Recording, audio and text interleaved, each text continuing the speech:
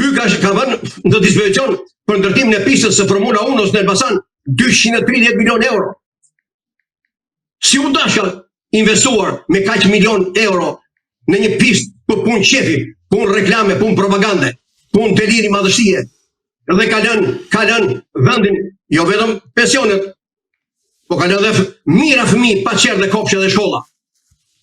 Atëre, u shishton këto? Pse hesh banka botërore? FMN-ja, Bashkimi Evropian që thotë Rama pas ka punuar shkëlqyshëm. Po populli pse se nuk e dëgjon? Kjo Bashkimi Evropian. Pse nuk e dëgjon popullin?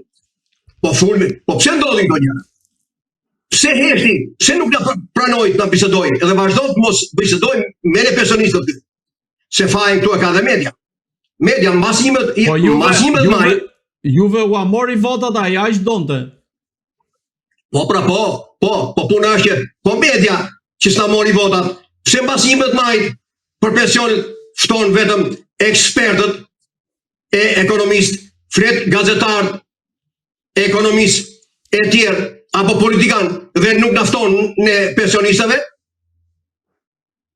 Nga ato që do të them mund të arrestojnë mund të ashti, asnjë nga këta gazetar, ekspert, politikan nuk i shtronë në media.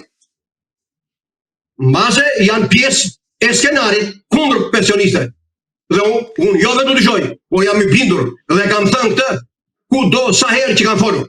Dhe asnjë s'ka dëgjuar. Edhe kjo është më rrezikshme. Bile, unë mendoj se pensionistët nuk duhet përdoren nga politika si ata zagarët e gjallët që lehen për të prur gjallën për interesat e tyre. Po duhet shtrojnë problemet themelore që shqetësojnë pensionet. Zoti Dyshniku, çfarë do bëni tani Tutja? Do ketë protesta masive kundër kryeministrit Edi Rama sa i përket mënyrës se si trajton ai pensionistët? Unë nuk jam për vazhdimin e protestave. Protestat janë bërë aq shumë, por atyre u ka munguar thelbi. Thelbi u ka munguar. Ato çfarë kemi thënë ne në protesta, forcat politike nuk na kanë dëgjuar, nuk kanë dashur të na dëgjojnë. I kanë ignoruar argumentet tona, faktet tona. Dhe kanë ngjerur te minimumi etik, te indeksimi, te bonusit, te pensioni mesatar, lojra fjalësh. Po mirë, si do ta zgjidh një atëherë? Urdhë? Si do ta zgjidh një atëherë këtë çështje? Po, nëse ka forca politike, apo avokati i popullit, apo kush do tjetër që i dhimbse popullit shqiptar, aq tepër pensionistët, unë mendoj se janë shumë probleme që duhen shtruar dhe do denoncuar qeveria. Sepse ajo skema që thuhet ka dështuar totalisht, ajo ka arsyet pse ka dështuar. Janë faktet domethënëse që pse ka dështuar dhe kush është faji dhe si duhet vepruar. Qeveria thot, një arsye. Ju pensionistët kaq keni kontribuar, kaq pension u takon. Ky është justifikimi më përbuzës, më injorues, më mos mirënjohës dhe më kriminal që i drejtohet pensionistëve. Dhe unë e hedh poshtë me neveri këtë justifikim të kësaj qeverie dhe të gjithë atyre ekspertëve dhe gazetarëve që flasin në media mbrojtshme që nuk do dhimbse populli shqiptar, por i shërbejnë në nështrimin të popullit. Konkretisht, flitet për pensionistët nuk pas ka dhënë kontribut. Por kontributi i pensionistëve është aq i madh sa në asnjë vend të botës pensionistët nuk kanë dhënë një kontribut siç ka dhënë pensionistët tanë. Konkretisht, pensionistët janë krijuesit, janë zbuluesit, krijuesit, ndërtuesit dhe shfrytëzuesit e të gjithë pasurive kombëtare që në 90-ën u gjendën mbi tokë dhe në tokë. Nafta, puset e naftës, qindra puse nafte, qindra miniera, kromi, bakri, heku nikeli, e tjerë, uzina, fabrika, kombinate, shkolla, teatro, stadiume, pallatet sporti, hekurulla, hidrocentrale, e tjerë, janë gjaku, djersa dhe puna e këtyre pensionistëve. por e veçanta e këtyre pasurive kombëtare, ndryshe nga gjithë bota.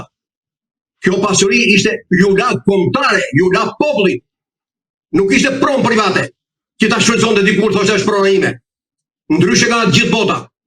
Në botë, në vendet e lindjes ish komuniste, vërtet kishte edhe atje miniera, pusë nafte e tjera, fabrika, uzina. Por ato që ndërtuar pjesërisht shteti. Por shumicën në botë e ndërton dhe përdor e shfrytëzon ai pasaniku, miliarderi. Kurse ati punëtori, kur den pensioni takon thjesht rroga dhe kontributi që ka dhënë marrë pensionin. Kurse në Shqipëri pensionistët ja lanë popullit shqiptar, jo vetëm këtij brezi, por me dhjetra apo qindra brezave një pasuri të madhe që t'ja kaloi dhe Zvicrës, se Zvicra s'ka fare as pak, as 1% të pasurive që ka Shqipëria. Dhe t'jetojnë pensionistët me një pension mjeran, ky është një krim i madh që i bën këtyre pensionistëve. Tani tjetër. Po. Tani tjetër. Thelbin e padrejtisë madhe, e injorimit madh, e përbuzjes dhe diskriminimit të pensionistëve shqiptar nga të gjitha qeveritë, po në mënyrë të veçantë nga ky tellall që shfryn ndaj pensionistëve, sikur të ishte bërë rrobë për lufte. Kryeministri e ka fjalë për kryeministin Rama. Unë po i rreshtoj këtia që t'ja përplas në fytyrë kontributin konkret dhe shfrytëzimin që i është bërë ish kooperativistëve që tani janë pensionistë dhe që tallen ndaj tyre.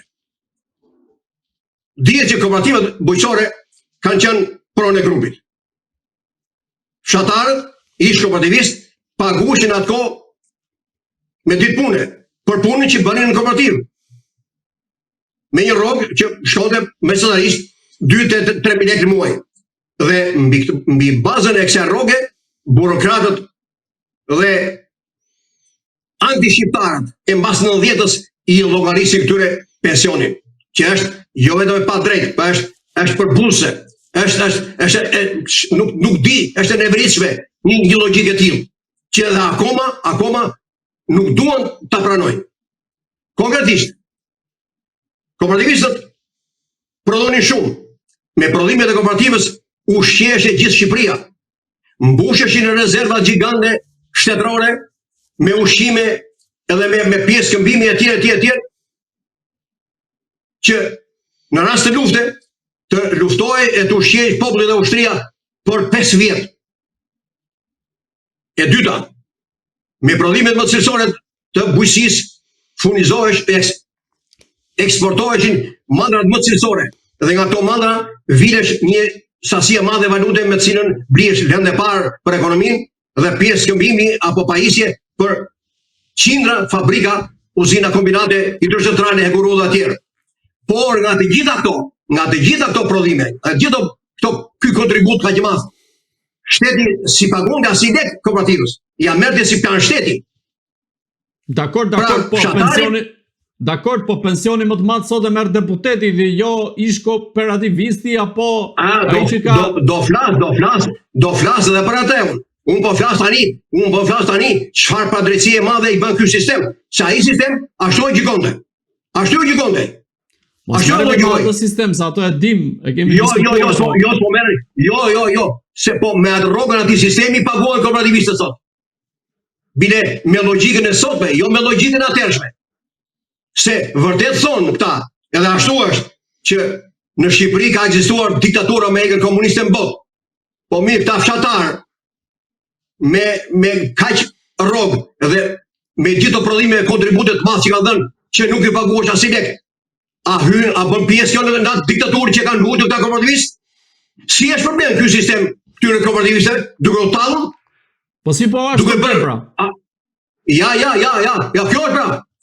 Ky është problemi, injorimi total, përbuzja, diskriminimi. Nuk është kjo e vërteta. Nuk është ajo paga mbi cilën është derdhur kontributi në atë kohë. Se ai kontributi është derdhur për atë sistem, për atë kohë, për atë llogari. Kurse tani ndryshe duhet vlerësuar kontributi real, jo ai 2.000 lekë që ka marrë kooperativisti. Apo nësa kooperativa ja marrë 1.000 lekë, 500 lekë, më pak, kooperativa malore. Nuk është hyrë fare këtyre probleme, po i rënë një drejtë lapsit edhe vetë janë rregull ata burokratët e qeverisë. Se i hyn kazmos dhe grabitën të gjithë pasurinë kombëtare dhe s'kishin nevojë as për pension. Tani tjetër, çfarë ka ndikuar që rrogat që ka ndikuar dhe në pensionin e sotëm, që ka dalë kaq të vogla mbi bazën e saj që paguhet pensioni. Në ato kooperativistët krynin deri në 25 ditë zborin. Dhe pagesën e zborit ja bënde kooperativa, jo shteti. Bile ishin mira kooperativistë që kur bëni zbor, nuk shkoni kooperativ. Pra mund të ishte periudhë piku, mund të ishte koha e mbjelljes grujta, misrit e tjerë. Pra e dëmtonin dhe ekonomikisht, po dhe financiarisht kooperativën. Pra nga këto zbore, humbte kooperativa, nuk fiton gjë. Tjetër, kur binin tërmetet apo përmbytjet, kooperativat ishin detyruar të çonin qindra punëtorë specializuar për rindërtimin e shtëpive apo digave të tjera. Bile, ato ishin detyruar që të çonin dhe një sasi të madhe materiale shëndetimi. Po të gjitha ato ishin humbje. Ata punëtorë që punonin i pagonte kooperativa. Edhe materiale ndërtimit ishin pjesë e shpenzimeve të kooperativës. Pra këto influenconin në mungesën e rritjes të ardhurat ndash mujore, ndash vjetore të kooperativave. Pra këto nuk llogariten sot. Sepse vërtet, më fal, si nuk llogariten? Pse nuk llogariten pra? Pse nuk i llogarit Nuk llogariten, ore. Unë e thash, unë dyshoj, po me këto fakte them që nuk është fare dyshimi, po është fakt. Ore këta kanë vendosur që pensionistët të vdesin. Të vdesin. Tiki nga kjo botë. Si e kanë vendosur? Po e përcakton konventa e OKB-s për genocidin. Që është përgjegjësimi i kushteve të jetesës, aq sa të rrezikojë jetën. E pra, me 200 euro, a jeton dot? A mjekohesh dot? Jo. Kjo tregon që heshtja atyre, mbyllja gojës, edhe injonimi i këtyre fatkeqësive e mjerimit të pensionistëve tregon se këta kanë vendosur që këta njerëz të çojnë para kohën të vdesin. Po pse shkoni e votoni atëherë? Pse shkoni e votoni atëherë? Ore, më fal, nuk diskutojmë atë votë. Ajo vota ka problem tjetër dhe ajo vota. E kam thënë dhe herë tjetër. Edhe peshku më i zgjuar, i uritur, do bjerin në grep.